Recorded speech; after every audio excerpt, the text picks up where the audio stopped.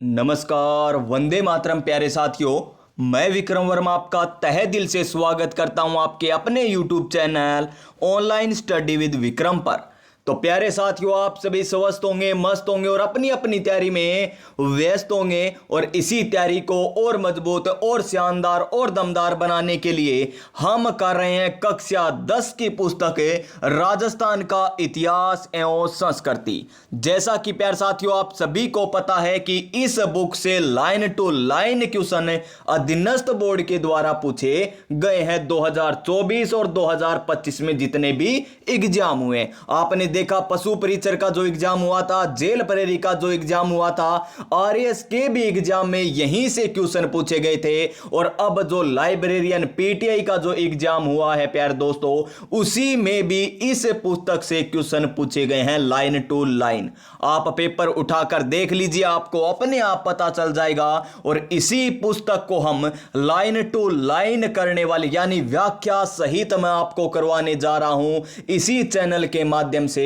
और अब तक हमारी 4 क्लासें हो चुकी है। कितनी क्लासें हो चुकी है अब तक? इसकी 4 क्लासें हो चुकी है। और आज हमारी 5 नंबर क्लास रहने वाली है। और आज हम प्यारे साथियों एक यूनिट भी कंप्लीट कर लेंगे। यूनिट बोले तो छोटी कक्षाओं में हम पाठ बोला करते थे, यानी कितना पाठ है, यानी दूसरा पाठ यानी दूसरी यूनिट आज हम कंप्लीट कर लेंगे। किससे संबंधित है दूसरी यूनिट? है हमारी संस्कृति से संबंधित है। जिसमें कौन सा चैप्टर है, यानी नाम क्या है उसका? उस चैप्टर का नाम है लोक देवता एवं संत। क्या नाम है? लोक देवता एवं संत हमारा टॉपिक चल रहा है। और आज ये हमारा कंप्लीट हो जाएगा। पहली यूनिट राजस्थान के इतिहास से संबंधित है। पहली यूनिट हम बाद में करेंगे, पहले हम संस्कृति करेंगे। तो चलिए आज की क्लास हम स्टार्ट करते हैं नई ऊर्जा, नई उमंग, नए मोटिवेशन के साथ। और आज का हमारा मोटिवेशन क्या है कि वक्त से लड़कर जो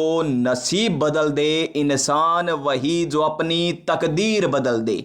यहां कल क्या होगा कभी ना सोच मेरे दोस्त, क्या पता कल वक्त खुद अपनी तस्वीर बदल दे। तो देखिए यूनिट नंबर 2, राजस्थान में लोक देवता एवं संत संप्रदाय। राजस्थान के लोक देवता एवं संत संप्रदाय बड़े ही शानदार है। एक बार क्लास को आप पूरा देखोगे, अपने आप पता चल जाएगा कि किस प्रकार कक्षा 10 की लाइन टू लाइन आपको करवाई जा रही है। तो देखिए आज का हमारा पहला क्वेश्चन ये रहा। आज का हमारा पहला क्वेश्चन, यानी यहां तक हमने कर लिए हैं क्वेश्चन। तो 508 नंबर क्वेश्चन देखिए हमें क्या दे रखा है। बणेश्वर धाम मेला भरता है। बणेश्वर धाम में मेला भरता है। कब भरता है बणेश्वर धाम मेला? चैत्र पूर्णिमा को या माघ पूर्णिमा को, भाद्रपद अमावस्या को, या फिर माघ शुक्ल अष्टमी को, या फिर माघ शुक्ल अष्टमी को भरता है। तो कब भरता है बणेश्वर मेला? बणेश्वर मेला भरता है माघ पूर्णिमा को। कब भरता है? माघ पूर्णिमा को भरता है। कहां पर भरता है यह भी तो आपको पता होना चाहिए ना। तो बणेश्वर धाम मेला माघ पूर्णिमा को नवाटापुर डूंगरपुर में भरता है। कौन से जिले में दोस्तों? डूंगरपुर जिले में। याद रखना कौन से जिले में? डूंगरपुर जिले में भरता है। कौन सा मेला? बणेश्वर धाम मेला। और आपसे पूछे कौन सी नदियों के संगम पर भरता है? तो सोम, माही, जाखम, इन तीनों नदियों के संगम पर। सोम, माही और जाखम, सोम, माही और जाखम, इन तीनों नदियों के संगम पर क्या लगता है? बणेश्वर धाम मेला लगता है। कब लगता है? माघ पूर्णिमा को। कौन से जिले में लगता है? डूंगरपुर जिले में लगता है। और ये जो मेला लगता है इसे और क्या कहा जाता है? तो इसे कहा जाता है आदिवासियों का कुंभ। क्या कहा जाता है? आदिवासियों का कुंभ इसे कहा जाता है। किनका कुंभ कहा जाता है? आदिवासियों का कुंभ। और आदिवासियों का कुंभ किसे कहते हैं? बणेश्वर धाम मेले को कहते हैं। किसको कहते हैं? बणेश्वर धाम मेले को कहते हैं। और जो ये बणेश्वर धाम है ना, इसकी स्थापना किसके द्वारा की गई थी? तो इसकी स्थापना की गई थी हमारे संत माऊजी के द्वारा। किनके द्वारा? संत माऊजी के द्वारा बणेश्वर धाम की स्थापना की गई थी। और ये जो बणेश्वर धाम मेला है जो सोम, माही, जाखम इन तीनों नदियों के संगम पर है, यहां पर किसकी पूजा की जाती है? तो यहां पर प्यारे दोस्तों खंडित शिवलिंग की पूजा की जाती है। किसकी पूजा की जाती है? खंडित शिवलिंग की पूजा यहां पर की जाती है। कहां पर की जाती है? बणेश्वर धाम मेले में। कहां पर है? बणेश्वर धाम मेले में खंडित शिवलिंग की पूजा की जाती है, जिसकी स्थापना किसने की? संत माऊ जी ने की। कहां पर है? नवाटापुर डूंगरपुर में। इसे आदिवासियों का कुंभ कहा जाता है। कौन सी नदियों के किनारे? सोम, माही, जाखम, इन तीनों नदियों के किनारे लगता है। बस इतना आपको याद रखना है। किसके बारे में? बणेश्वर धाम मेले के बारे में। देखिए 10वीं की जो बुक है ना, उससे ज्यादा ही मैंने आपको यहां पर व्याख्या बता दी है। अब चलिए नेक्स्ट क्वेश्चन पर चलते हैं, और नेक्स्ट क्वेश्चन हमारा क्या है? Question number 509। संत जिनकी शंख, चक्र, गदा एवं पद्म सहित घोड़े पर सवार चतुर्भुज मूर्ति है, किन की मूर्ति है इस प्रकार? शंख, चक्र, गदा एवं पद्म सहित घोड़े पर सवार हैं, वो कौन से संत है प्यारे दोस्तों? क्या दादू दयाल जी आएंगा क्या इसका आंसर? नहीं दोस्तों, कल हमने दादू दयाल जी के बारे में आपको संपूर्ण जानकारी दी थी। क्या मल्लीनाथ जी आएंगे? नहीं, मल्लीनाथ जी भी नहीं आएंगे। क्या चरणदास जी आएंगे? नहीं आएंगे, चरणदास जी भी नहीं आएंगे। तो इसका आंसर हमारा क्या हो जाएगा? संत माऊ जी। क्या हो जाएगा दोस्तों? इसका सही आंसर है हमारा ऑप्शन नंबर सी हो जाएगा, संत माऊ जी। और बहुत से अभ्यर्थी कह रहे हैं कि सर पहले व्याख्या बताइए ताकि हमें क्वेश्चन करने में कोई भी दिक्कत ना हो। चलिए कोई बात नहीं, आज हम पहले व्याख्या कर लेते हैं। आज हम देखेंगे यहां पर संत माऊ जी के बारे में संपूर्ण जानकारी। तो देखिए संत माऊ जी, एक बार यहां पर लाइक कर दीजिएगा क्लास को, अपने आप समझ में आने लग जाएगा। तो संत माऊ जी के बारे में हम पढ़ने वाले हैं। तो सबसे पहली बात तो क्या आती है संत माऊ जी के बारे में, कि इनका जन्म कहां पर हुआ था, जन्म कब हुआ था? तो संत माऊ जी का जन्म होता है 1714 ईस्वी में। कक्षा 10 की बुक में साफ साफ लिख रखा है 1714 ईस्वी में। गांव भी लिख रखा है साबला गांव। कौन सा गांव? साबला गांव में इनका जन्म हुआ था। किनका जन्म हुआ था दोस्तों? संत माऊ जी का हुआ था। और जिनको यकीन नहीं है ना कि कक्षा 10 की बुक है या नहीं, एक तरफ कक्षा 10 की बुक रख लीजिए, या आपके पास पीडीएफ है तो जाकर देखिए, लाइन टू लाइन आपको मैं बता रहा हूं, कोई भी लाइन नहीं छोड़ रहे हैं हम।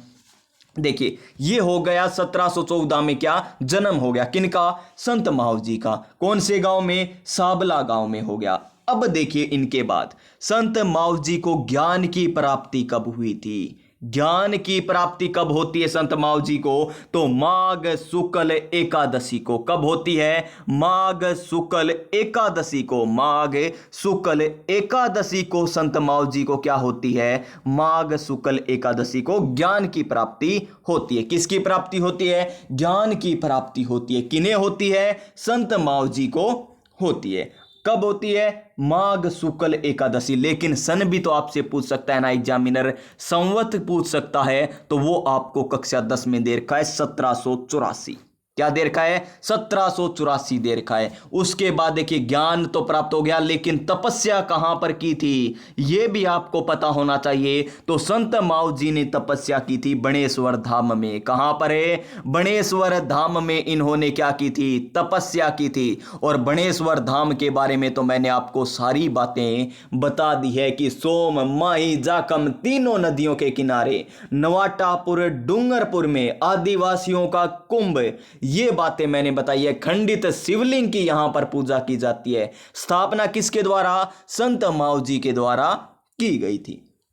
अब देखिए संत माऊ जी के द्वारा एक ग्रंथ लिखा गया। क्या लिखा गया? एक ग्रंथ लिखा गया। वो कौन सा था? संत माऊ जी के द्वारा चोपड़ा ग्रंथ। कौन सा ग्रंथ है?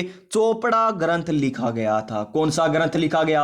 चोपड़ा ग्रंथ लिखा गया। कहां पर लिखा गया ये ग्रंथ प्यारे दोस्तों? ये भी तो आपको पता होना चाहिए। तो चोपड़ा ग्रंथ लिखा था धौलागढ़ में। कहां पर है? चोपड़ा ग्रंथ लिखा था इन्होंने धौलागढ़ में। कहां पर लिखा? धौलागढ़ में लिखा था।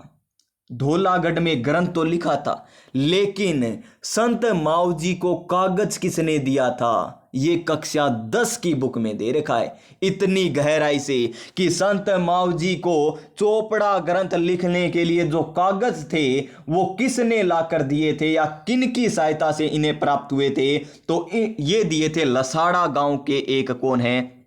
देखिए कौन से गांव के? लसाड़ा गांव। याद रखना ये गांव का नाम भी। किसी एग्जाम में पूछा जा सकता है। लसाड़ा गांव के पटेल भगत की धनराशि से। लसाड़ा गांव के पटेल मतलब के मुखिया लसाड़ा गांव के मुखिया है, उन्होंने जो धनराशि दी थी उन्होंने अहमदाबाद से। कहां से ये कागज मंगाया था? अहमदाबाद से मंगाया था। देखिए कितनी गहराई की बात है। अहमदाबाद से क्या मंगाया था? कागज मंगाया था। किन के लिए मंगाया था? संत मावजी के लिए। क्यों मंगाया था? क्योंकि संत मावजी क्या लिखना चाहते थे? चोपड़ा ग्रंथ लिखना चाहते थे। इसीलिए लसाड़ा गांव के पटेल ने अहमदाबाद से क्या मंगाए थे? कागज मंगाए। और संत मावजी ने क्या किया? चोपड़ा ग्रंथ लिख डाला दोस्तों। कहां पर? धौलागढ़ में। कहां पर लिखा था? धौलागढ़ में लिखा था। अब बात आती है कि यह चोपड़ा ग्रंथ कौन सी शैली में लिखा गया, कितने इसमें छंद हैं दोस्तों। तो यह लिखा गया था वाद विवाद शैली में। कौन सी शैली में लिखा गया? यह ग्रंथ है वाद विवाद शैली में लिखा गया। यह भी आपको याद रखना है। कौन सी शैली में? वाद विवाद शैली में लिखा गया। कौन सा ग्रंथ है? चोपड़ा ग्रंथ है। कितने इसमें क्या है? छंद हैं। तो 72 लाख। कितने लाख है? 72,96,000 इतने क्या है इसमें? छंद। 72,96,000 इसमें क्या है? छंद। 96,000 इसमें छंद है दोस्तों।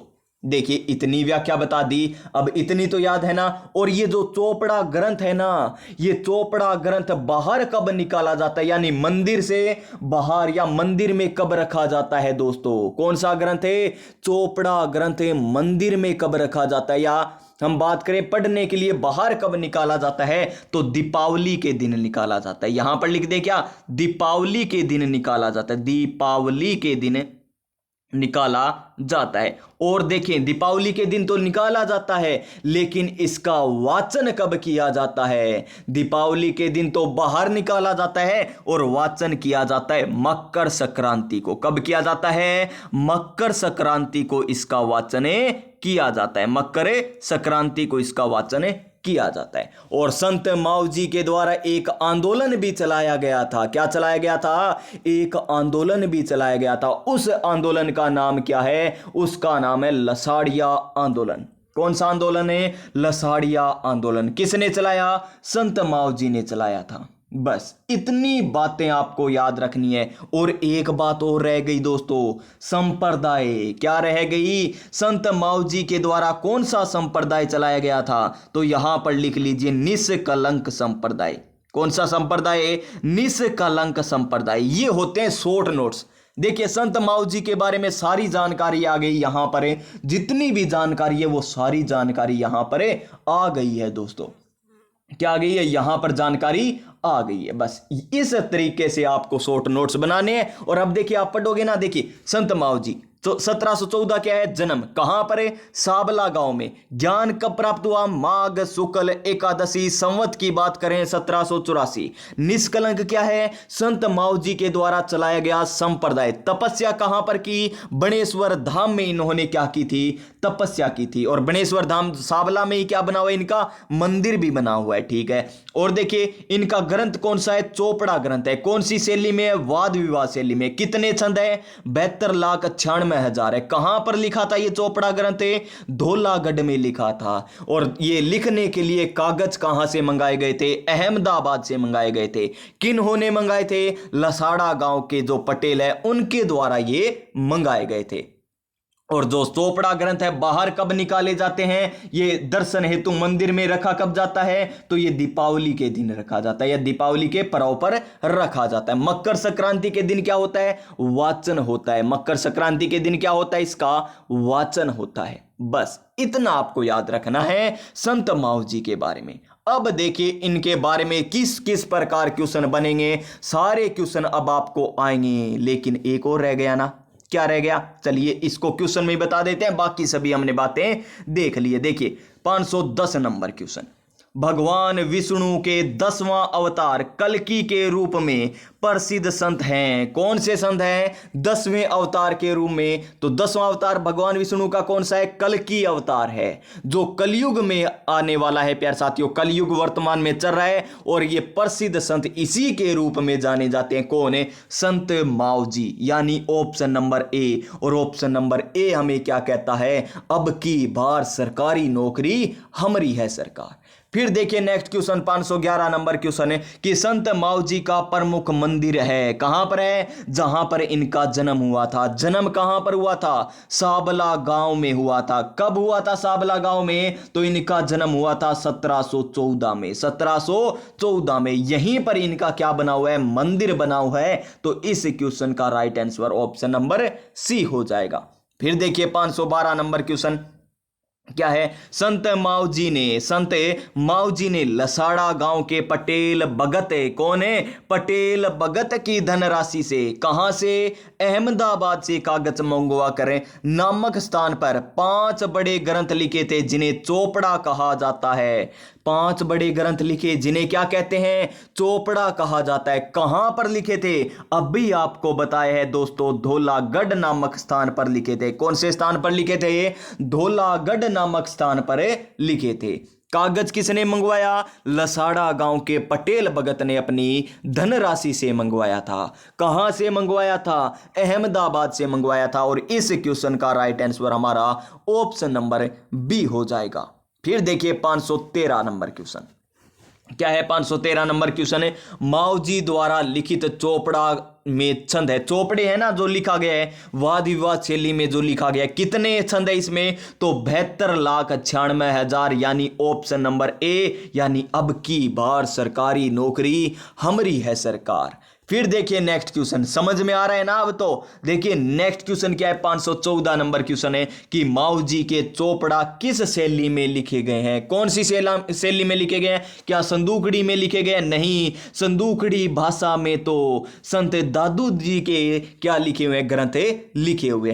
तो इसका आंसर आएगा हमारा वाद विवाद शैली, option number B. Option number B हो जाएगा इसका सही आंसर। नेक्स्ट क्वेश्चन है क्वेश्चन नंबर 515। संत माओ जी के ग्रंथ चोपड़ा किस पर्व के दिन दर्शन हेतु मंदिर में रखा जाता है? दर्शन हेतु मंदिर में रखा जाता है। क्या कर संक्रांति को रखा जाता है या फिर माओ जी दर्शन हेतु मंदिर में रखा जाता है? किस पर्व पर? तो दीपावली के दिन या गुरु पूर्णिमा। तो यह आ जाएगा हमारा ऑप्शन नंबर सी, दीपावली के दिन क्या रखा जाता है? मंदिर में दर्शन हेतु रखा जाता है। और वाचन कब होता है? मकर संक्रांति को होता है वाचन। क्या होता है इस दिन? वाचन होता है मकर संक्रांति के दिन। नेक्स्ट क्वेश्चन 516 नंबर क्वेश्चन है कि संत माओ जी द्वारा स्थापित धार्मिक स्थल है। संत माओ जी द्वारा स्थापित धार्मिक स्थल कौन सा है? वृंदावन, पुंजपुर, शेषपुर या साबला। तो इसका सही आंसर हमारा हो जाएगा ऑप्शन नंबर ए, वेण वृंदावन। क्या हो जाएगा?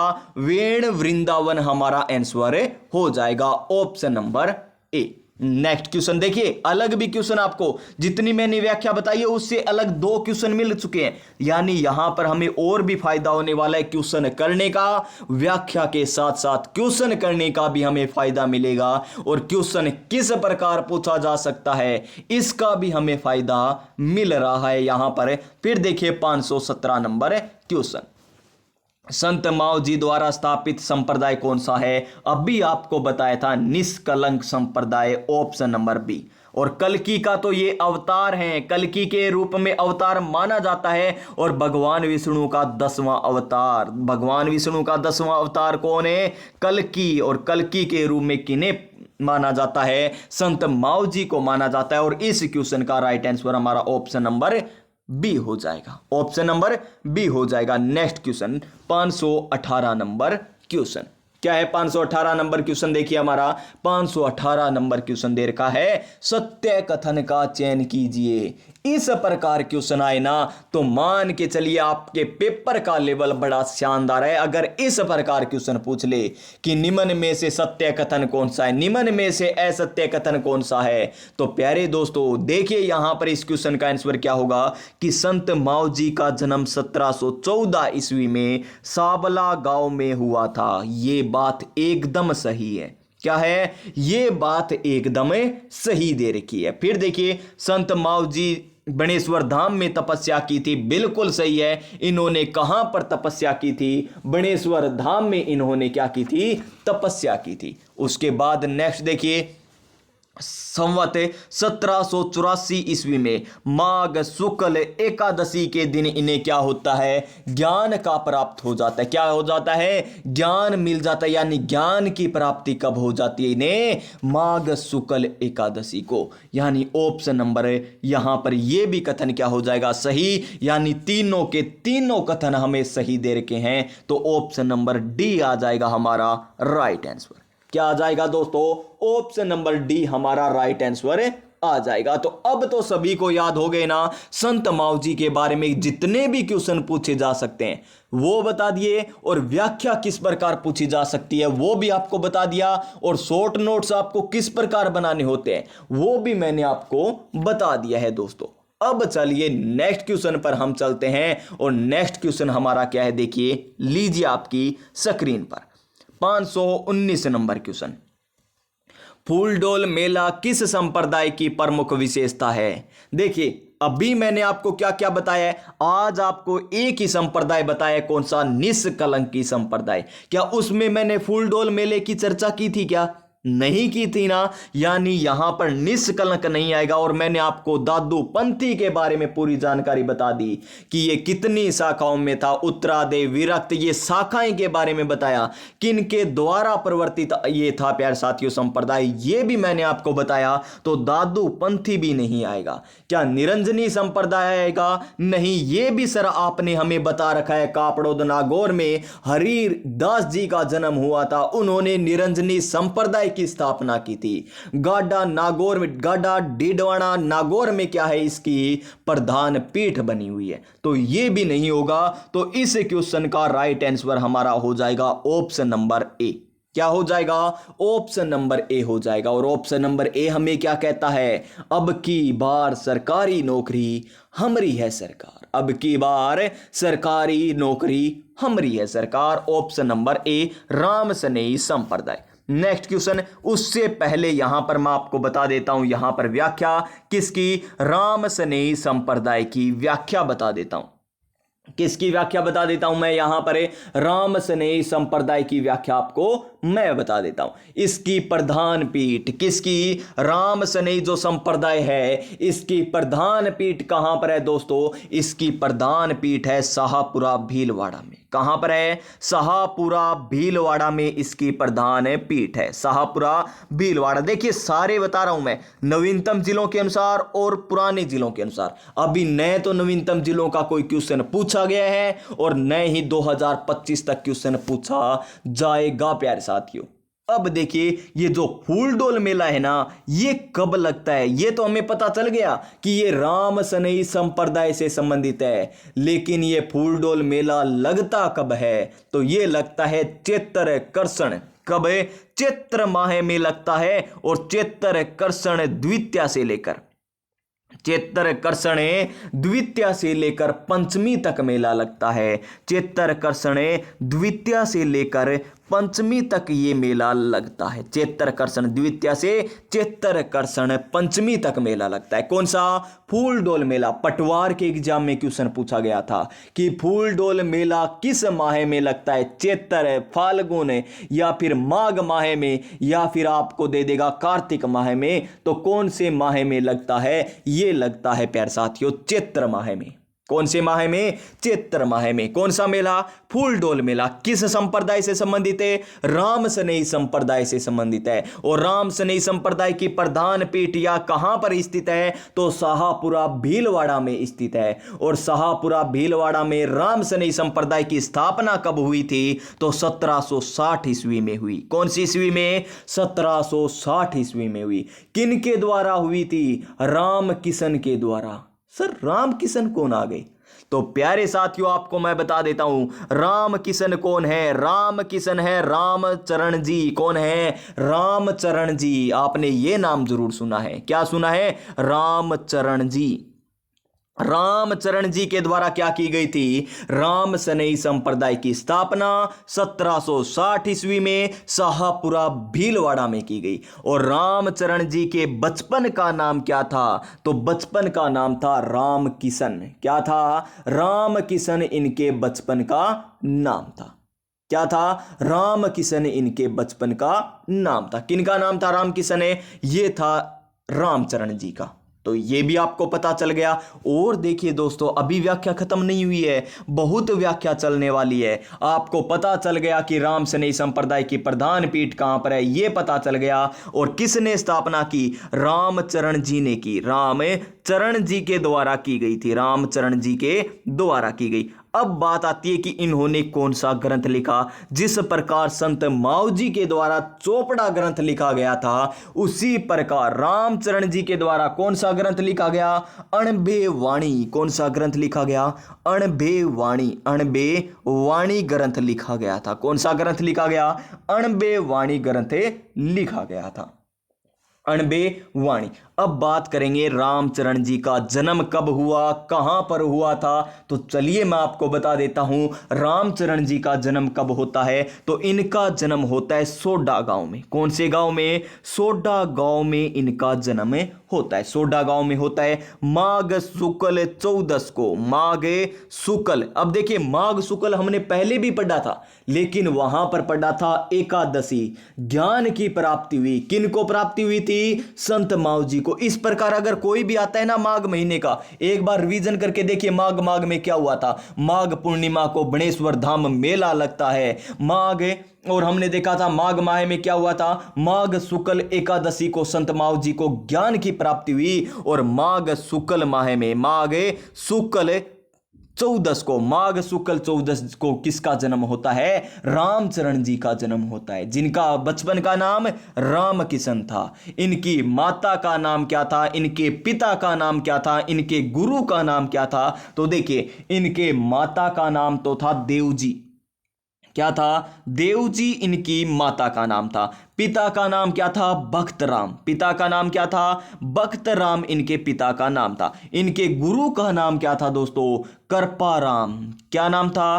करपाराम। कहां के थे करपाराम? दांतोड़ा। कहां के थे? दांतोड़ा के। ये कौन थे? करपाराम जी थे, जो किसके गुरु थे? रामचरण जी के गुरु थे। और रामचरण जी ने क्या किया था? राम सनेई संप्रदाय की स्थापना की। कब की थी? 1760 में की थी। कहां पर की थी प्यारे साथियों? शाहपुरा भीलवाड़ा में की थी। इनका प्रमुख ग्रंथ कौन सा? अणबे वाणी है। अणबे वाणी है। अब देखिए इतनी बातें आपको पता चल गई, ठीक है ना? इतनी बातें आपको पता चल गई तो अब बात करेंगे कि जो रामचरण जी है ना, जिन्होंने राम सनेई संप्रदाय चलाया, इनका निधन कहां पर हुआ था? कहां पर इनकी छतरी बनी हुई है? यह भी तो आपसे पूछ सकता है एग्जामिनर। कक्षा 10 की बुक में भी दे रखा है। तो इनका निधन होता है 1798 में। कहां पर होता है 1798 में? शाहपुरा में होता है। कहां पर होता है इनका निधन? शाहपुरा में इनका निधन होता है। कहां पर? शाहपुरा में। कौन सी भक्ति थी? सगुण भक्ति पर बल दिया था या निर्गुण भक्ति पर बल दिया था? तो निर्गुण भक्ति पर बल दिया था। कौन सी भक्ति पर? निर्गुण भक्ति। निर्गुण भक्ति का मतलब क्या है? यानी ये मूर्ति पूजा को नहीं मानते थे। मूर्ति पूजा को नहीं मानते थे। तो मूर्ति पूजा को नहीं मानेंगे तो कहीं पर तो विरोध होगा। तो वहां पर क्या हुआ था? रामचरण जी का विरोध। कहां पर है? शाहपुरा में। तो वहां से ये कहां पर चले गए? यानी मूर्ति पूजक थे, उन्होंने इनको परेशान प्रदान किया तो वहां से ये एक दूसरे गांव में चले जाते हैं और ये कक्षा 10 की बुक में दे रखा है प्यारे साथियों। कहां पर गए थे? तो कुहाड़ा गांव में। कौन से गांव में? कुहाड़ा गांव में गए थे। ये भी तो आपसे पूछा जा सकता है ना, कहां पर गए थे? कुहाड़ा गांव में गए थे। अब देखिए इनकी छतरी का निर्माण किसने करवाया था? तो इनकी छतरी का निर्माण करवाया था दोस्तों किन्होंने? रण सिंह ने। किन्होंने? रण सिंह ने इनकी छतरी का निर्माण शाहपुरा में ही करवाया था। किन्होंने कराया? रण सिंह ने क्या करवाया था? इनकी छतरी का निर्माण करवाया था। रण सिंह ने छतरी का निर्माण करवाया। मृत्यु यानी निधन कब होता है? 1798 में। कहां पर है? शाहपुरा में। निर्गुण भक्ति कहां पर चले गए? कुआड़ा गांव में चले गए। माता का नाम देवजी, पिता का नाम भक्तराम जी, गुरु का नाम क्या है? इस प्रकार सारे याद होने चाहिए फटाफट।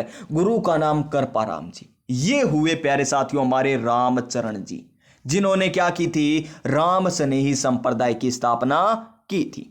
बस एक लास्ट लाइन आप और सुन लीजिए राम स्नेही संप्रदाय के बारे में। इसकी कितनी शाखाएं थी? 4 शाखाएं थी। किस संप्रदाय की? राम स्नेही संप्रदाय की कितनी शाखाएं थी? 4 शाखाएं थी। एक तो शाखा थी रेण नागौर में। कहां पर थी? रेण नागौर में। रेण नागौर में। अब इसके संस्थापक कौन है? इसके प्रवर्तक कौन है? जो नागौर में थी। शाहपुरा के तो कौन आ गए? शाहपुरा वाले तो रामचरण जी आ गए। लेकिन जो रेण शाखा है ना, हम क्या कहते हैं? किसी को कहते हैं ना, हमें कोई कहते हैं रेण दे, तन कौन बेरो, रेण दे, यानी रेण दे यानी दरियाव जी या दरियाव जी। ये लीजिए दरियाव जी आ जाएंगे। दरियाव जी क्या आ जाएंगे? इस शाखा के संस्थापक। रेण दे यानी दरियाव जी कह दीजिए या दरियाव जी, बस आपको याद करना है। किसी प्रकार कीजिए, बस आपको याद कर लेना है। हो गया ना? अब देखिए एक शाखा हो गई रेण दे, यानी रेण दे यानी कौन सी शाखा? रेण शाखा दरियाव जी। उसके बाद आती है एक सिंहथल शाखा। सिंहथल शाखा। सिंहथल क्या समझ रहे हो? सिंह का रूप धारण किया था। सिंह का रूप धारण किया था। आपको याद है ना? हरि भगवान हरि है ना, यानी कृष्ण भगवान ने किया था ना, वध किया था। हरि किसका वध किया था? आपको याद है ना? कहा था कि ना मुझे कोई बाहर मारेगा, न कोई घर के अंदर मारेगा, न छत के ऊपर मारेगा, न खुले आसमान में मारेगा, ना मनुष्य मारेगा, ना जानवर मुझे मार सकता है। इस प्रकार का आशीर्वाद मांगा था। फिर हरि भगवान ने सिंह का, मुख तो सिंह का था, नीचे धड़ किसकी थी प्यारे साथियों? मनुष्य की आ गई सारी नीचे नीचे। और जो हम कहते हैं ना चौगट, चौगट पे मारा था ना, आपको याद है? हरि भगवान ने। और देखिए हरि रामदास आ जाएंगे। हरि रामदास जी आ जाएंगे इसके संस्थापक। किसके? सिंहथल के। रेण के कौन आ गए? दरियाव जी। सिंहथल के कौन आ गए? हरि रामदास जी आ गए। उसके बाद एक नेक्स्ट शाखा आती है खेड़ापा। क्या आती है? खेड़ापा शाखा आती है। कौन सी शाखा आती है? खेड़ापा शाखा। खेड़ापा। कौन खड़े हैं? मेरे पास तो राम के दास खड़े हैं, यानी राम के दास बोले तो रामदास जी। रामदास जी कौन खड़े हैं? राम के दास मेरे पास खड़े हैं। राम के दास बोले तो हनुमान जी। तो एक बार जयकारा लगा दीजिए, बोले हनुमान जी की जय। तो यहां पर देखिए रामदास जी खड़े हैं। कहां पर खड़े हैं? किनके पास? मेरे पास। तो खेड़ापा के रामदास जी। राम स्नेही के कौन आ गए? रामचरण जी आ गए। खेड़ापा के रामदास हो गए। सिंहथल के हरि रामदास जी हो गए। और प्यारे साथियों यहां पर रेण के कौन हो गए? दरियाव जी हो गए। अब देखिए नेक्स्ट सभी क्वेश्चन अब आपको फटाफट आएंगे, एकदम अच्छे तरीके से आप करोगे। ये लीजिए पहला ही क्वेश्चन, सुमलित कीजिए। क्या करना है? पहला ही क्वेश्चन हमें पूछ लिया गया कि सुमलित कीजिए। नंबर 1 हमें दे रखी है सूची फर्स्ट और दूसरी तरफ सूची सेकंड। एक तरफ हमें शाखाएं दे रखी है राम स्नेही संप्रदाय की और दूसरी तरफ हमें इनके संस्थापक दे रखे हैं। तो मिलाइए, शाहपुरा के तो कौन थे? रामचरण जी थे। रेण यानी रेण दे यानी दरियाव जी थे। सिंह यानी सिंह का रूप तो हरि ने धरा था, यानी हरि रामदास जी हो जाएंगे। और खड़े कौन है मेरे पास में? राम के दास खड़े हैं। तो ये सब कुछ यहां पर आपको बड़ी ही आसानी से आ गया होगा। यानी ए में तो आया हमारा 3 नंबर। ए में तो क्या आया? 3 नंबर। फिर रेण में क्या आया 2 नंबर, यानी 2 नंबर आ गया। फिर सिंहतल में आया हमारा 4 नंबर, और डी में यानी खेड़ाफा में क्या आ गया 1 नंबर, यानी 3 2 4 1, 3 2 4 1 आएगा। तो 3 2 4 1 हमें ऑप्शन नंबर ए में दे रखा है, और ऑप्शन नंबर ए हमें क्या कहता है, अब की बार सरकारी नौकरी हमारी है सरकार। नेक्स्ट क्वेश्चन देखिए हमारा, अणबे वाणी ग्रंथ लिखा गया था। अणबे वाणी ग्रंथ किसके द्वारा लिखा गया था? रामदास जी के द्वारा लिखा गया था क्या? नहीं। रामदास जी की बात करें तो कौन सी शाखा? राम के दास खड़े हैं, यानी खेड़ाप्पा शाखा। कौन सी शाखा? खेड़ाप्पा शाखा। और कहां पर है खेड़ाप्पा शाखा? जोधपुर में है। कहां पर है? जोधपुर में खेड़ाप्पा शाखा है। और हरि रामदास जी तो सिंहतल शाखा। कौन सी शाखा? सिंहतल शाखा के प्रवर्तक है। दरियाव जी तो रेण शाखा के, कौन सी शाखा के? रेण शाखा के प्रवर्तक हैं दोस्तों। तो रामचरण जी जिन्होंने अणबे वाणी ग्रंथ लिखा था, ऑप्शन नंबर सी आ जाएगा हमारा राइट आंसर। अब देखिए जो रामदास जी है और हरि रामदास जी है, यानी रामदास जी कोई हरि हो चाहे रामदास जी हो, इनके गुरु का नाम क्या था? ये भी इंपॉर्टेंट है। जेमल दास जी, ये इनमें 10वीं में नहीं दे रखा, अलग से बता रहा हूं, मुझे याद आ गया तो प्यारे साथियों मैंने सोचा आपको बता दूं। इनके गुरु का नाम है जेमल दास जी। क्या नाम है? जेमल दास जी इनके गुरु का नाम है। अब बात आती है कि जो दरियाव जी है इनके भी कोई गुरु होंगे, तो इनके गुरु का नाम क्या है? इनके गुरु का नाम था पेमदास। क्या था? पेमदास इनके गुरु का नाम था। और रामचरण जी के गुरु का नाम क्या था? करपाराम जी। कहां के थे? दांतोड़ा ग्राम के थे वो, तो ये आपको बता दिया था। अब चलिए नेक्स्ट क्वेश्चन पर, कोई दिक्कत नहीं है ना इस क्वेश्चन में। नेक्स्ट क्वेश्चन, संत रामचरण जी के लिए शाहपुरा के राजा थे जिन्होंने छतरी का निर्माण करवाया था। क्या भीमसेन थे, या मान सिंह थे, या तेज सिंह थे, या रण सिंह थे? तो रण सिंह थे, आपको मैंने बताया है दोस्तों व्याख्या में। Option number C right answer हमारा हो जाएगा। Next question 523 number question, Ramcharan ji के संबंध में सत्य कथन हमें बताना है। तो देखिए कौन कौन से कथन सत्य है। इनका जन्म सोडा गांव में, बिल्कुल सही है जी। 1719 ईस्वी में, बिल्कुल सही है जी। माघ शुक्ल 14 को, बिल्कुल सही है जी। को या के दिन हुआ था, यानी पहला कथन हमें बिल्कुल सही दे रखा है। और एक कथन में देखिए कितने क्वेश्चन है। रामचरण जी का जन्म कौन से गांव में? सोडा गांव में। क्वेश्चन नंबर 2, कब हुआ? माघ शुक्ल 14 को हुआ।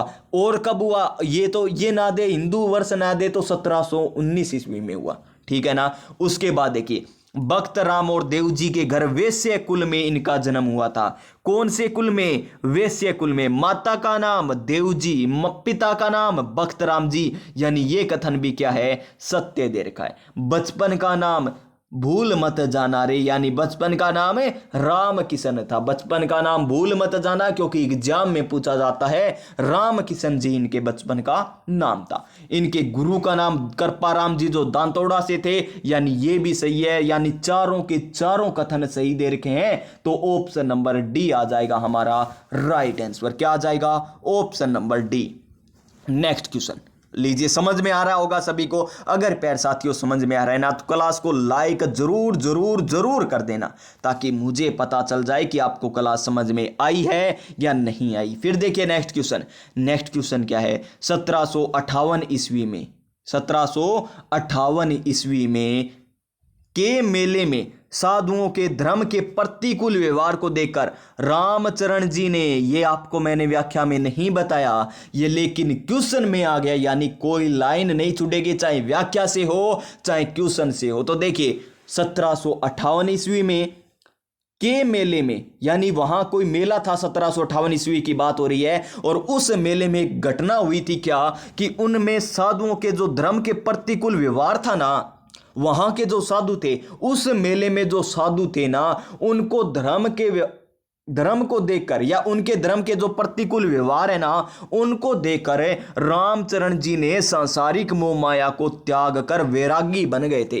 वो कौन सा मेला है ये हमें बता रहे हैं। क्या वो दांतोड़ा वाला मेला है, या गलता जी में जो मेला लगता है वो है, या सोडा ग्राम में मेला लगता है वो है, या शाहपुरा वाला है? बड़ा ही इंपॉर्टेंट क्वेश्चन है, बड़ा ही शानदार क्वेश्चन है, स्टार वाला क्वेश्चन है, क्योंकि इस प्रकार के क्वेश्चन आपको बहुत ही कम देखने को मिलते हैं। और इस क्वेश्चन का राइट राइट आंसर हमारा ऑप्शन नंबर बी आ जाएगा। यानी गलता का जो मेला लगता है ना, वहां पर साधुओं को जो धर्म के प्रतिकूल यानी धर्म के इच्छा अनुसार, यानी जो धर्म का जो प्रतिकूल पर व्यवहार है, उसको देखकर रामचरण जी ने क्या कर दिया था, वैराग्य धारण कर लिया था, मोह माया को त्याग कर, गलता के मेले में साधुओं को देखकर। ठीक है ना, ऑप्शन नंबर बी आ जाएगा राइट आंसर। नेक्स्ट क्वेश्चन ये आपको मैंने करवा दिया है, सत्य कथन बताइए कौन सी। देखिए निर्गुण भक्ति पर बल दिया था ना, जी हां निर्गुण भक्ति पर बल दिया था। मूर्ति पूजकों के द्वारा परेशान होकर कहां पर चले गए, कोहाड़ा गांव में चले गए थे, बिल्कुल सही है जी। 1798 ईस्वी में, कब, 1798 ईस्वी में शाहपुरा में क्या हुआ था, इनका निधन हुआ था, ये बात भी बिल्कुल सही है ना। तो इसका आंसर क्या आएगा हमारा, ऑप्शन नंबर डी आ जाएगा दोस्तों। क्या आ जाएगा, ऑप्शन नंबर डी आ जाएगा इस क्वेश्चन का राइट आंसर। तो दो आज हमने पढ़े हैं, एक तो संत माऊ जी पढ़ा है हमने, और एक हमने कौन सा संप्रदाय, राम सनेही संप्रदाय पढ़ा है। दादू दयाल जी हम पढ़ चुके हैं, संत पीपा जी के बारे में पढ़ चुके हैं, धन्ना जी के बारे में हम पढ़ चुके हैं, माऊ जी के बारे में हम पढ़ चुके हैं, और प्यारे साथियों जाम्बो जी, जसनाथ जी के बारे में पढ़ चुके हैं। और चरण संप्रदाय, कौन सा संप्रदाय, चरण संप्रदाय पढ़ा है क्या, चरणदासी नहीं, चरणदासी संप्रदाय अभी तक है नहीं पढ़ा। निरंजनी संप्रदाय हम पढ़ चुके हैं, मीराबाई के बारे में पढ़ चुके हैं, राजस्थान की जो दूसरी मेरा है ना, उसके बारे में हम पढ़ चुके हैं और आपको याद भी होगा प्यार साथियों, मैं ये आशा करता हूं। अब चलते हमारे नेक्स्ट क्वेश्चन पर, और नेक्स्ट क्वेश्चन देखिए बड़ा ही शानदार, नवल संप्रदाय से संबंधित क्वेश्चन आ गए। किससे संबंधित क्वेश्चन आ गए, नवल संप्रदाय से क्वेश्चन आ गए। तो नवल संप्रदाय की प्रमुख पीठ कहां पर है, पहला ही क्वेश्चन बड़ा शानदार पूछ लिया गया कि नवल संप्रदाय की पीठ कहां पर है, जोधपुर में, बीकानेर में, जयपुर में या फिर अजमेर में, कहां पर है नवल संप्रदाय की। तो इसका आंसर वही होगा जो हमें सरकारी नौकरी दिलाएगा, यानी ऑप्शन नंबर ए। और ऑप्शन नंबर ए हमें क्या कहता है, अब की बार सरकारी नौकरी हमारी है सरकार। यानी नवल संप्रदाय की प्रमुख पीठ कहां पर है, नवल संप्रदाय की प्रमुख पीठ हो जाएगी जोधपुर में। कहां पर हो जाएगी दोस्तों, जोधपुर में नवल संप्रदाय की प्रधान पीठ हो जाएगी। अब बात आती है कि नवल संप्रदाय के संस्थापक कौन थे, बात आती है ना नवल संप्रदाय के संस्थापक कौन थे। तो इसके संस्थापक थे संत नवल दास जी। कोई मुश्किल नहीं है, नाम में ही क्या छुपा हुआ है, नाम छुपा हुआ है। यानी संत नवल दास जी इसके क्या थे, संस्थापक थे। क्या थे, संस्थापक थे। क्या इस प्रकार करें, चलिए थोड़ा जूम कर लेते हैं। नवल दास जी के बारे में अब हमें पढ़ते हैं। किन के बारे में पढ़ते हैं, नवल दास जी के बारे में पढ़ते हैं।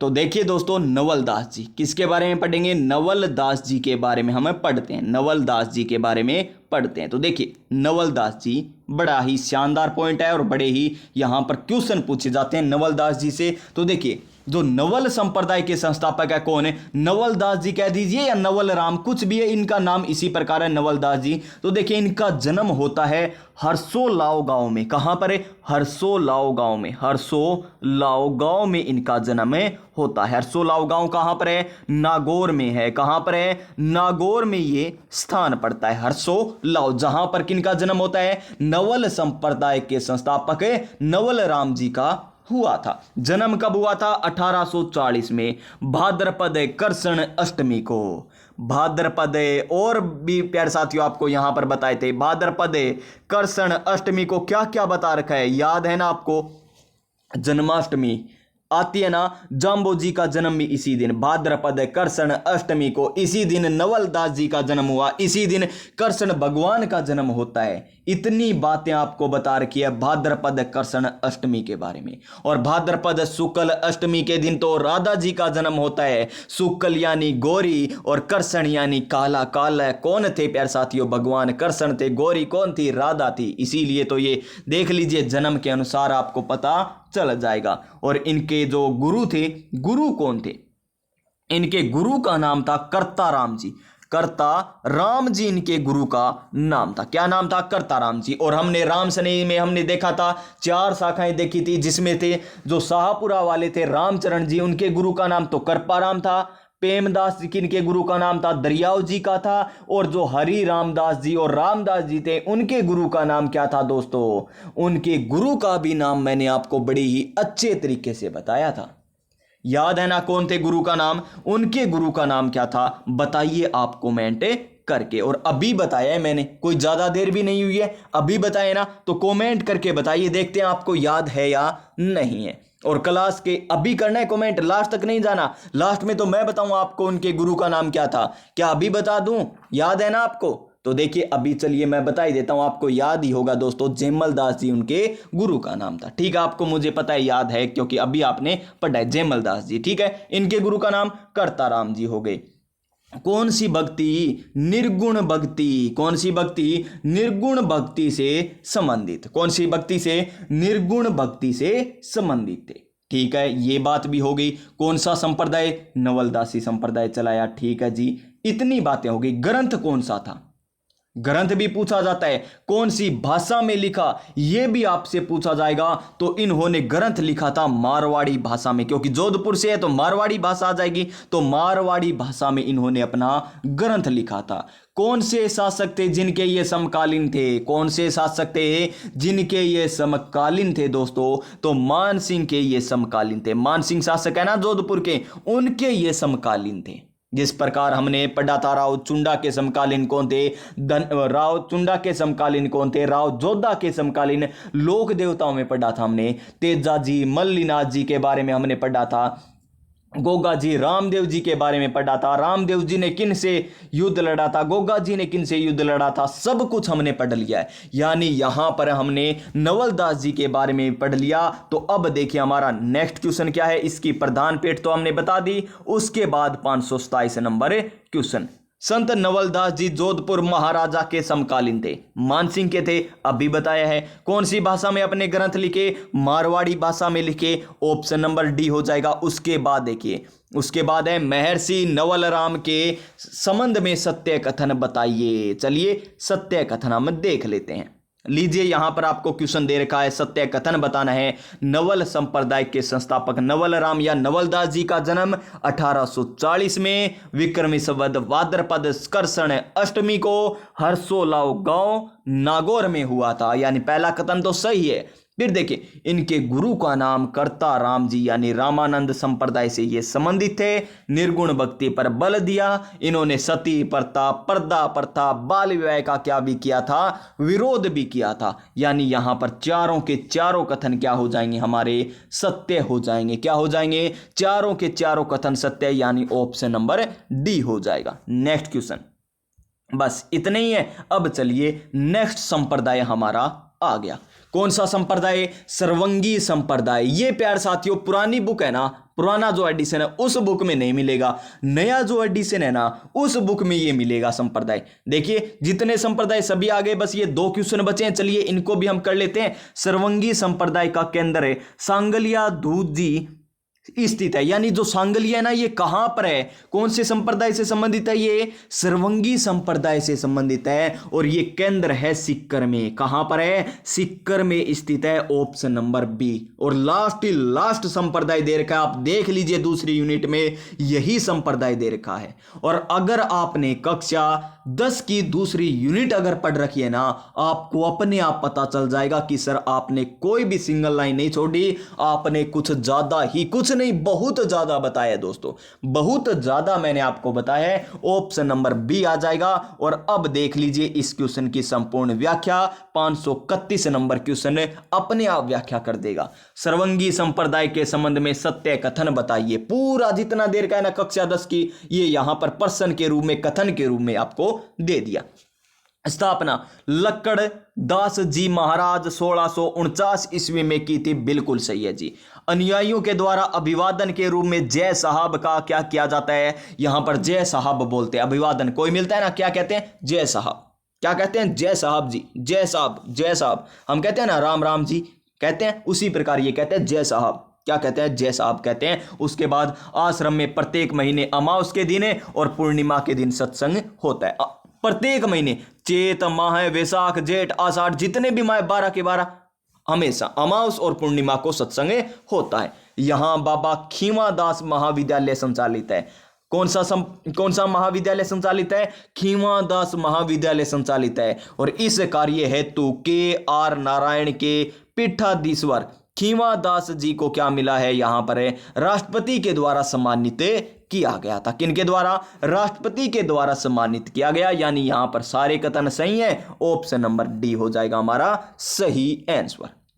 Option number D. लीजिए, ये तो थी प्यारे साथियों यहां पर कक्षा 10 में जो दे रखी थी उसकी व्याख्या। अब एक संप्रदाय मोस्ट इंपोर्टेंट रह गया जो कक्षा 10 में नहीं है। कौन सा रह गया? चरणदासी संप्रदाय। ये भी मैं आपको अब बता देता हूं। चरणदासी संप्रदाय कौन सा संप्रदाय? चरणदासी संप्रदाय हम देखने वाले हैं। थोड़ा सा यह देख लेते हैं चरणदासी संप्रदाय किस प्रकार है, किन्होंने इसकी स्थापना की थी। तो चरणदासी संप्रदाय की स्थापना किन्होंने की थी? चरणदास जी ने की थी। किन्होंने की? चरणदास जी ने की थी। चरणदास जी ने की। कहां पर की थी और इनका जन्म कब हुआ? इनके बचपन का नाम क्या था? इनके गुरु का नाम क्या था? तो चलिए एक एक करते हैं। सबसे पहले जन्म भाद्रपद शुक्ल तृतीया।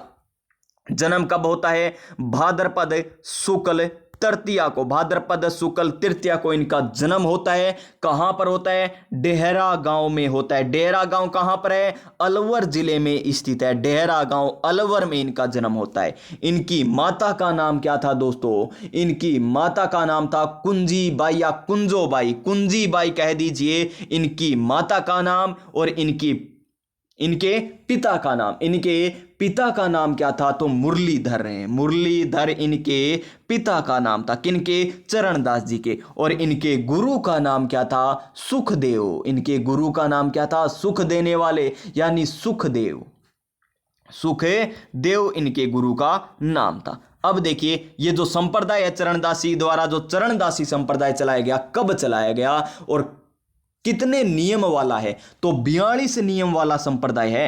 अब तक हमने 29 नियम वाले देखे, 36 नियम वाला देखा और अब आ गया 42 नियमों वाला। कौन सा संप्रदाय? चरणदासी संप्रदाय। चरणदासी संप्रदाय कब चलाया था? भाद्रपद शुक्ल तृतीया को। इसी दिन इनका जन्म होता है, इसी दिन ये संप्रदाय चलाते हैं। और इनके बचपन का नाम भूल मत जाना रे क्या था? राम किशन। तो किनका नाम था? राम किशन तो रामचरण जी का नाम था। और इनके बचपन का नाम रणजीत सिंह था। क्या था? रणजीत सिंह इनके बचपन का नाम था। प्यारे साथियों, भूल मत जाना, क्वेश्चन पूछा जाता है ये। और चरणदास जी ने किसकी भविष्यवाणी की थी? तो इन्होंने नादिर शाह ने जो आक्रमण किया था, नादिर शाह के आक्रमण की भविष्यवाणी करने वाले कौन थे? तो चरणदास जी थे। कौन थे? चरणदास जी थे प्यारे साथियों, जिन्होंने क्या की थी? नादिर शाह के आक्रमण की भविष्यवाणी की थी। अब बात करेंगे कि ये मेला कब बढ़ता है, इस संप्रदाय का मेला कब बढ़ता है। अब बहुत सी बच्चे करेंगे भाद्रपद शुक्ल तृतीया कब बढ़ता है प्यारे साथियों? वसंत पंचमी को इनको मेला बढ़ता है। वसंत पंचमी के दिन इनका मेला बढ़ता है। कौन से संप्रदाय का? चरणदासी संप्रदाय का मेला लगता है। चरणदासी संप्रदाय का मेला लगता है कब? वसंत पंचमी को।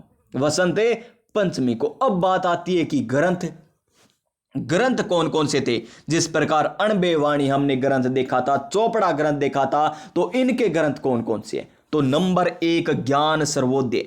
क्या है? मोस्ट इंपोर्टेंट है, सर्वाधिक बार पूछा गया है। ज्ञान सर्वोदय किस संत से संबंधित है? ज्ञान सर्वोदय किससे हो गया? चरणदास जी से हो गया। एक ब्रह्म ज्ञान सागर, एक क्या है? ब्रह्म ज्ञान सागर। ब्रह्म ज्ञान सागर, ब्रह्म ज्ञान सागर भी हो गया ग्रंथ। एक है ब्रह्म चरित्र, एक है भक्ति सागर। एक कौन सा है? भक्ति सागर। भक्ति सागर, भक्ति सागर, ये ग्रंथ हो गए। अब देखिए, चरणदास जी के बारे में इतनी जानकारी बहुत है। अब बात आती है कि इनकी शिष्य, जो बहुत बार एग्जाम में पूछी जाती है, चरणदास जी की शिष्या सहजोबाई और दयाबाई।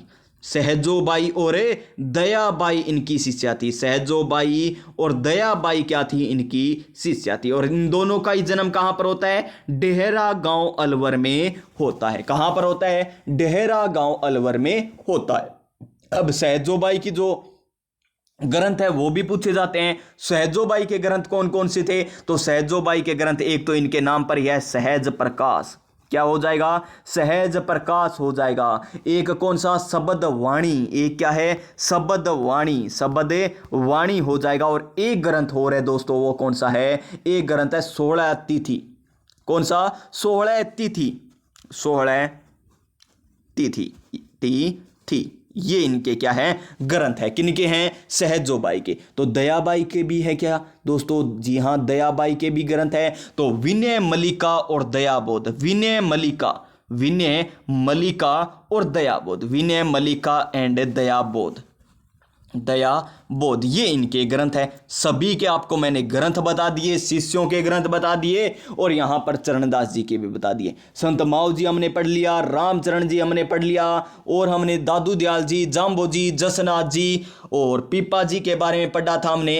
और हमने दोस्तों धन्ना जी के बारे में पढ़ लिया था। रैदास पढ़ा था क्या, रैदास जी के बारे में, रैदास जी के बारे में प्यार साथियों हमने पढ़ा था क्या, सोचिए एक बार। पहली क्लास में रैदास जी के बारे में पढ़ा क्या, पहली क्लास में सर हमने रैदास जी के बारे में नहीं पढ़ा था, रैदास जी के बारे में नहीं पढ़ा था। तो देखिए रैदास जी के बारे में थोड़ा सा और देख लीजिए, बस लास्ट है, रैदास जी हम पढ़ लेते हैं क्योंकि इनसे भी एक क्वेश्चन पूछ लिया जाता है, ये किन के गुरु थे, ये क्वेश्चन सबसे ज्यादा पूछा जाता है।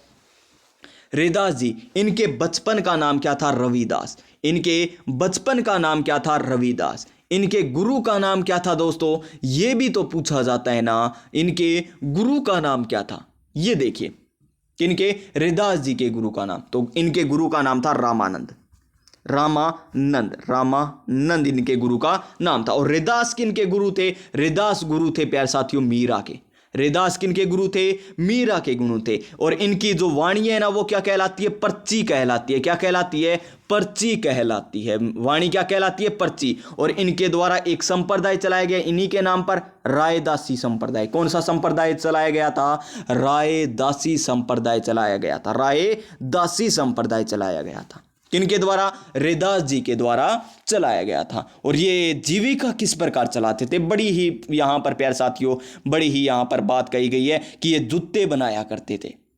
हम जो जूते पहनते हैं ना, वो बनाया करते थे, कौन, रैदास जी। और उनको यहां पर बेचकर या अपने जूते बनाते थे और अपना जीवन यापन किया करते थे।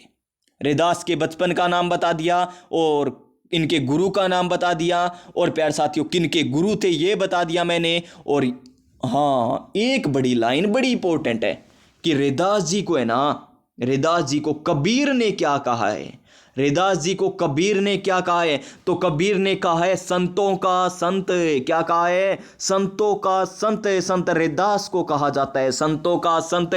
रैदास जी को कबीर जी ने कहा था। किन्होंने कहा था, कबीर जी ने कहा था। और राजस्थान का कबीर दादू दयाल जी को कहा जाता है। और किसने कहा था, मोतीलाल मेनारिया ने कहा था। और देखिए पीरों के पीर किसे कहा जाता है, पीरों के पीर, ये मैंने लोक देवता में बताया था, पीरों के पीर किसे कहा जाता है, पीरों के पीर कहा जाता है रामदेव जी को, रामदेव जी को। और संतों के संत रैदास जी को कहा जाता है। और किसने कहा था, कबीर जी ने कहा था। किन्होंने कहा था, कबीर जी ने कहा था।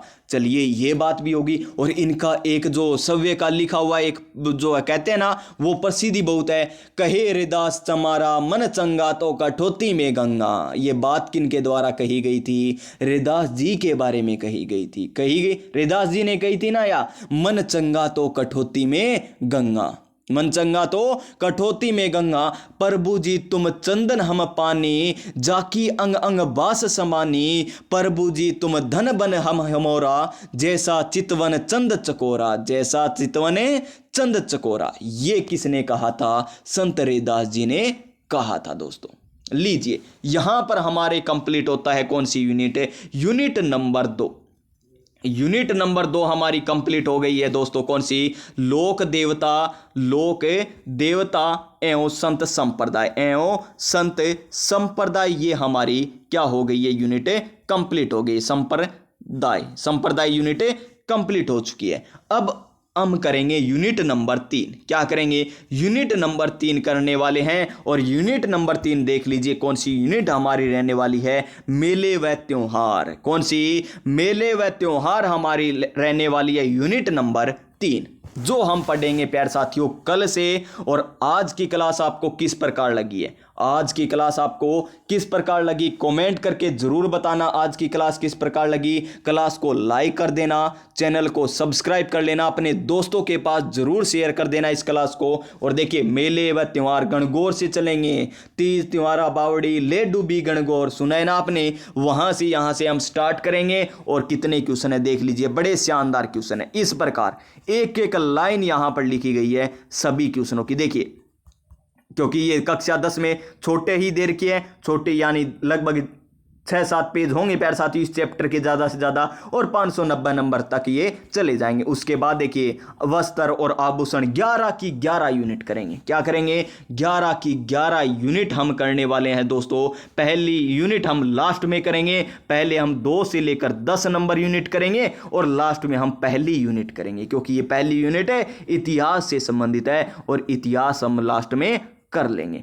इसके अलावा दोस्तों, ये तो हुई कक्षा 10 की बात, इसके अलावा हमने क्या कर रखा है, जो राजस्थान का भूगोल मैं आपको बता ही देता हूं। इसके प्रीवियस ईयर क्वेश्चन कंप्लीट कर रखे हैं 2018 में, 19 में, 20 में, 21 में, 22 में, 23 में, 24 में। इससे पहले 16, 15, 14, 12 किस प्रकार पूछे गए हैं अधीनस्थ बोर्ड के द्वारा, चाहे वो पटवार हो, ग्राम सेवक हो, 3rd ग्रेड में हो, चाहे प्यारे साथियों रीट में क्वेश्चन पूछे गए हो, किस प्रकार पूछे गए, 2nd grade, 1st grade, college lecturer, RAS, Rajasthan police, one रक्षक, जितने एग्जाम होते हैं ना कर रखे हैं हमने।